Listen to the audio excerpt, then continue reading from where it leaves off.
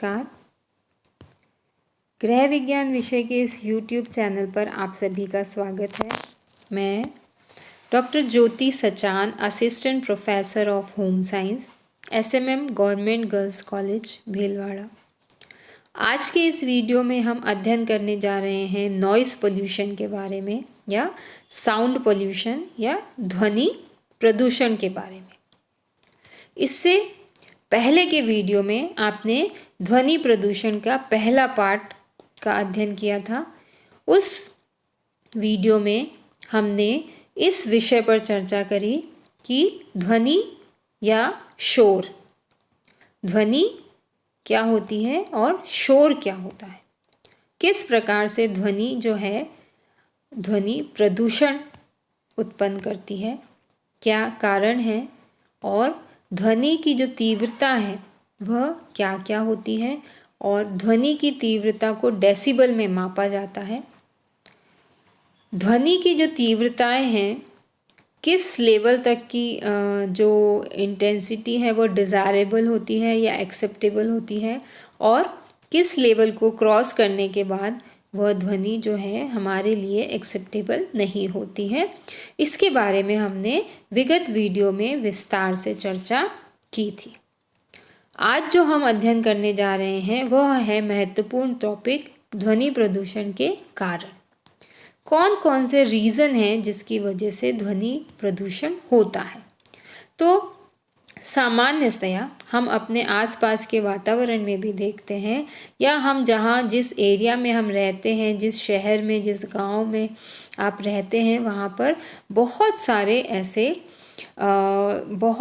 ऐसे चीज़ों को यूज़ किया जाता है जो ध्वनि प्रदूषण करने में अपना प्रमुख योगदान देती हैं। जैसे लाउड स्पीकर जो होता है, लाउड स्पीकर आप सभी जानते हैं, ये इससे बहुत अधिक शोर होता है।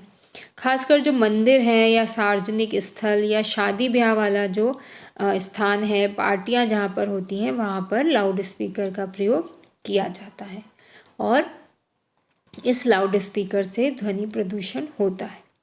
लाउड स्पीकर से परीक्षा देने वाले जो विद्यार्थी हैं, इसके अलावा जो पेशेंट हैं, ओल्ड एज के जो व्यक्ति हैं, उन्हें सबसे अधिक परेशानी होती है।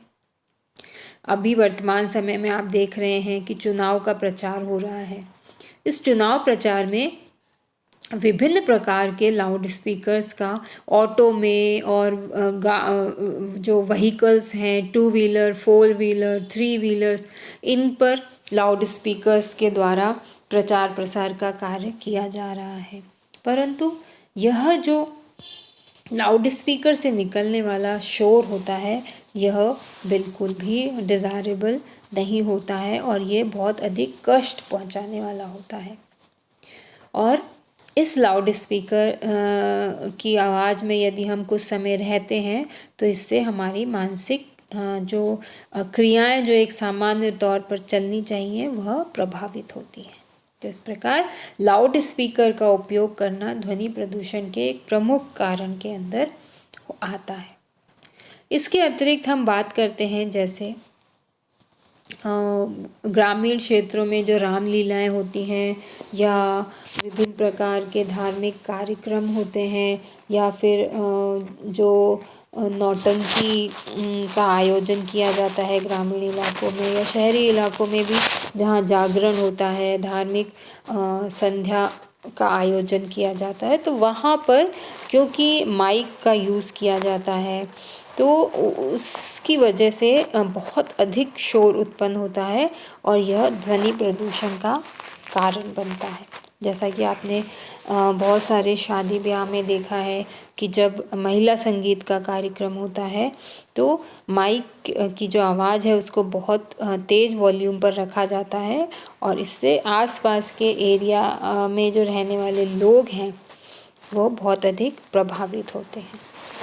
इसके अतिरिक्त अगर और कारणों पर चर्चा की जाए तो आप देखेंगे कि जो मोटर वाहन हैं, जैसे 4 व्हीलर, 2 व्हीलर्स जो हैं, वो बहुत अधिक संख्या में वर्तमान समय में यूज़ किए जा रहे हैं। आवागमन के साधन के रूप में 2 व्हीलर और 4 व्हीलर जो है वो बहुत अधिक संख्या में काम में लिया जा रहा है। तो उनसे उनके जो हॉर्न जब बजाया जाता है तो वो जो ध्वनि है वह प्रदूषण फैलाती है। इसके अलावा जो आप देखते हैं कि ट्रेन जो होती है, ट्रेन से जो आवाज़ निकलती है उससे ध्वनि प्रदूषण होता है। इसके अलावा मशीनों की आवाज़ों से या औद्योगिक बड़े बड़े जो औद्योगिक संस्थान हैं वहाँ से बहुत उच्च तीव्रता की ध्वनि जो है वो निकलती है। इसके अलावा एरोप्लेन जब निकलता है या उन एरियाज़ में जहाँ पर एरोड्रम पास में है या हम यूँ कहें कि वे आवासीय स्थान जो कि एरोड्रम के पास होते हैं, तो वहाँ पर बहुत अधिक शोर होता है और वहाँ ध्वनि प्रदूषण जो है बहुत अधिक होता है। इसके अतिरिक्त यदि व्यक्ति ज़ोर से चिल्लाता है या तेज़ आवाज़ में बात कर रहा है या कोई वाद्य यंत्र जो है उसको बहुत तेज़ आवाज़ में बजाया जा रहा है या रेडियो और टेलीविज़न जो हैं या सिनेमा हॉल की जब हम बात करते हैं तो वहाँ पर भी बहुत अधिक उच्च तीव्रता की ध्वनि जो है वो निकलती है और इस तरह से ध्वनि जो है वो प्रदूषित होती है। तो यह कुछ कारण हैं जो ध्वनि प्रदूषण करते हैं। अब हम अध्ययन करने जा रहे हैं कि यह जो ध्वनि प्रदूषण हो रहा है इसका हमारे स्वास्थ्य पर क्या प्रभाव होता है। तो स्वास्थ्य पर जब हम प्रभाव की बात करते हैं तो अधिक शोर वाले स्थान में यदि हम रहते हैं जहाँ पर जो ध्वनि है उसकी तीव्रता लगभग 160 डेसिबल के अगर ऊपर चली गई है तो वहाँ ऐसे स्थान पर यदि हम हैं तो वहाँ बहरापन, स्थायी बहरापन होने की संभावनाएं जो हैं वह बढ़ जाती हैं। और कई एक्सपेरिमेंट्स द्वारा इसको सिद्ध किया गया है कि अगर शोरग्रस्त स्थानों पे आप अधिक समय तक रह रहे हैं तो हमारी जो हियरिंग पावर है, जिसे हम श्रवण शक्ति कहते हैं, उसका ह्रास हो सकता है अस्थायी तौर पर और हो सकता है स्थायी तौर पर। 80 डेसिबल से अधिक अगर लेवल की जो ध्वनि है वह अगर हम उसमें रहते हैं तो ये हमारे स्वास्थ्य के लिए, कानों के लिए हानिकारक होती है। अधिक तीव्रता और अधिक ऊंची फ्रीक्वेंसी वाले शोरगुल स्थानों पर यदि व्यक्ति कार्य करता है, जैसे बहुत सारी लेबर है जो ऐसे कल कारखानों में काम करती है जहाँ पर ध्वनि की जो तीव्रता है वो बहुत अधिक होती है, तो इसका सीधा प्रभाव व्यक्ति के मानसिक स्वास्थ्य के साथ साथ उसकी जो श्रवण शक्ति है, हियरिंग पावर है, उस पर पड़ता है और व्यक्ति की जो सुनने की जो क्षमता है वह प्रभावित होती है। तो इस प्रकार यदि बहुत अधिक तीव्रता वाले स्थान पर व्यक्ति रहता है तो इसका सीधा प्रभाव उसके स्वास्थ्य पर पड़ता है। मनुष्य यदि 85 डेसिबल से अधिक ध्वनि में रहता है तो उसे अनिद्रा की समस्या हो सकती है, अपच, थकान, सिर दर्द आदि रोग उसको हो सकते हैं। उसके कानों के पास धीरे धीरे आवाज़ें आने लग जाती है।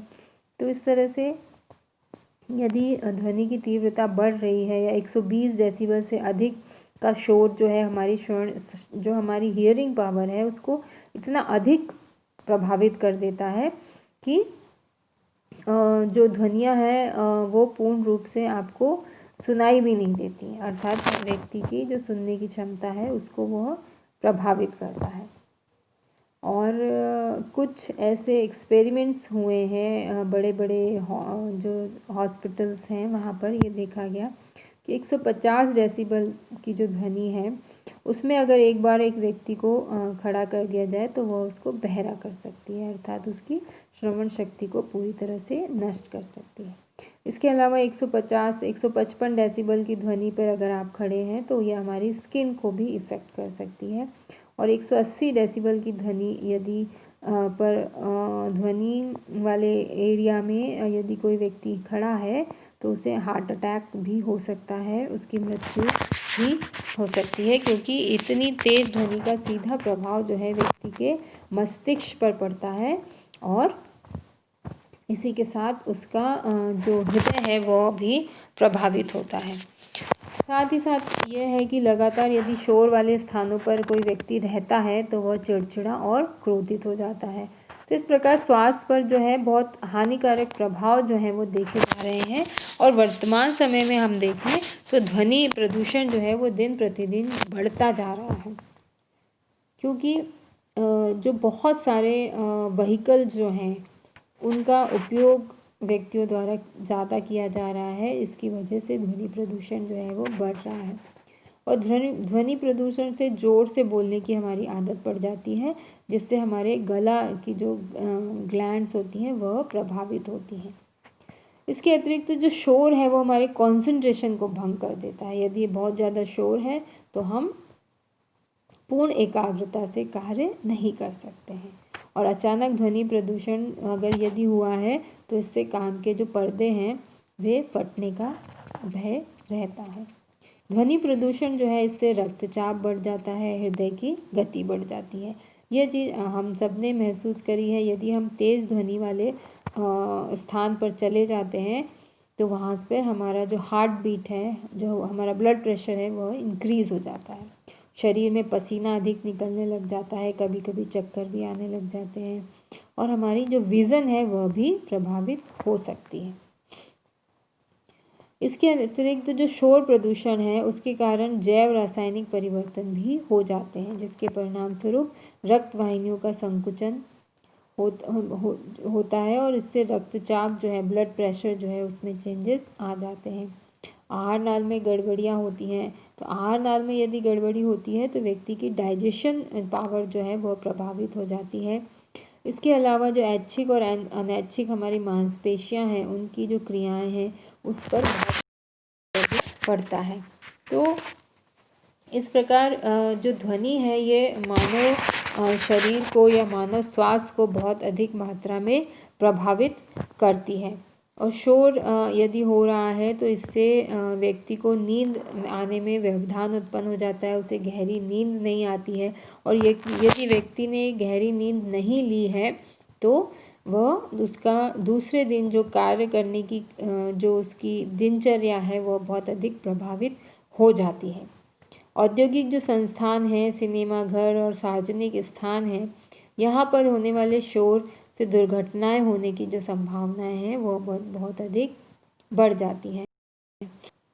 तो कुछ लोगों ने जो कहावतें दी हैं, जैसे शोर मनुष्य को समय से पूर्व ही बूढ़ा कर देता है, तो यह बहुत ही सटीक बैठता है कि अगर यदि शोर और अधिक उच्च तीव्रता वाली ध्वनि के स्थान पर यदि हम अधिक समय तक रहते हैं तो व्यक्ति बूढ़ा कैसे होता है कि व्यक्ति की सुनने की क्षमता प्रभावित होती है, सोचने समझने की शक्ति जो है वो कम हो जाती है, उसकी पाचन शक्ति प्रभावित होती है, हृदय की जो कार्य करने की क्षमता है वह प्रभावित होती है। तो इस प्रकार ये शोर जो होता है ये मनुष्य के शरीर के बहुत सारे आंतरिक अंगों को प्रभावित करता है, जिससे व्यक्ति का स्वास्थ्य जो है वो बहुत अधिक प्रभावित होता है। तो इस प्रकार आज आपने अध्ययन किया कि जो ध्वनि है वह उसके कारण क्या है ध्वनि प्रदूषण के, और यह जो ध्वनि प्रदूषण हो रहा है इसका व्यक्ति के स्वास्थ्य पर क्या प्रभाव पड़ रहा है, इस पर आज हमने विस्तार से चर्चा करी।